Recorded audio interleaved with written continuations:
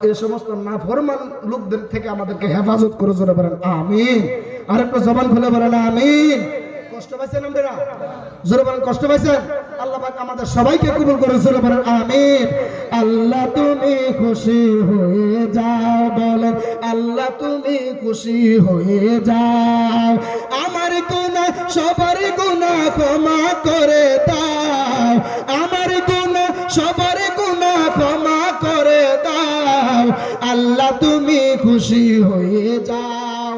শুকরিয়া আদায়ের বাসা নাই, তারপরেও তোমার দ্বারে শুকরিয়া জানাই। দয়া করে আজকের মাহফিল কবুল করে নাও, দয়া করে আজকের মাহফিল কবুল করে নাও।